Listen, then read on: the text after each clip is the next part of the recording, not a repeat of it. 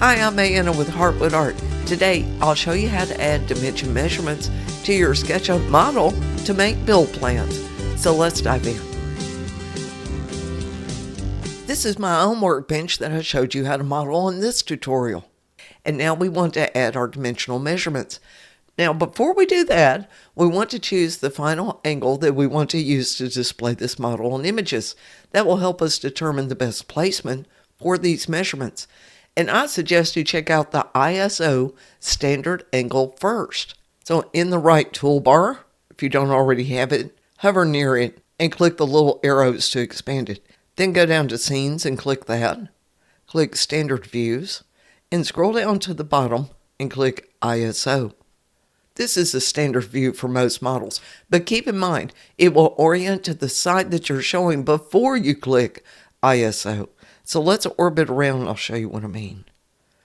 So maybe I want to show this angle. Now click ISO.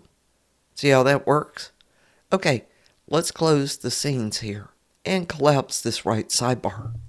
Now, even though we've chosen this for a final display, you can orbit around to whatever is convenient for adding your dimensions.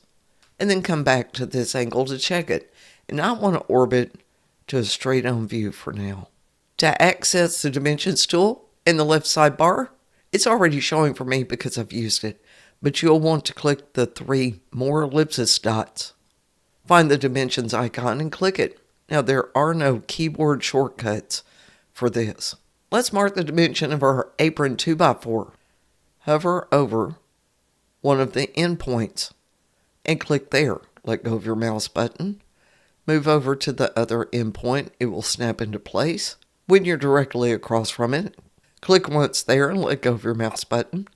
Now, move your mouse and you can see the red line. That's actually moving it out toward us along the red X axis. You may not be able to do that if you're square on this thing, and you may only be able to move it straight down. See the little blue dotted lines? That means we're on the blue axis. And that is what I want. I'm going to put it in the middle and click, and that places it there. Now let's add the dimension of our stretchers, and these are tricky because they're hidden on the bottom. So I'm going to turn this around, and that stretcher is right here.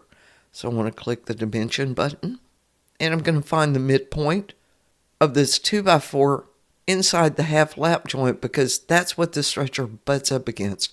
So I want to click once there. Move over to the opposite side, click once there, and I want to move this up to be just about in that center of that board. Click there to drop it. Now, I want to add more text to this dimension so folks know what it is. So hover over the dimension and double click it. That brings up the dialog box. Let's type in stretcher. Now don't hit enter because that'll create another line. Just click. And there it is. Okay, let's do our bottom shelf. I'm going to orbit back around here. Bring up the dimension tool. Find the midpoint of that shelf. Click once. And when I get to the other midpoint, it will snap into place. And click there. Now you can see that's kind of buried into the plywood. Yeah, let's move up just a little bit. And click there. And we're going to repeat these steps for the top shelf. Let's orbit so we can see it. Bring up the dimension tool. Find its midpoint. Click once there. Find the other midpoint. Click there. And again, I want to move it up just a little bit. And click. Now let's do our legs. And I can't really see the top of this leg here, so I want to orbit a little bit. So I can get under here and see it. Click the dimension tool, and I want to start at the bottom. That's the endpoint. Click there. I'm going to go to the top up here. And it says endpoint of the 2x4 apron, which will work too. Click there. And I may want to bring this out just a little bit along the green axis. And then click to drop that. Now let's go back to our ISO angle and see how things look. So click Scenes. Click ISO, and oh, see what I'm saying about it takes into consideration where you already were, so let me get down here and click ISO. There. And I've got a couple of problems, I think. Let's close this. Now, if you find that you need to move one of these, you can hover over it, bring up the dimension tool, hover over it, and click and drag.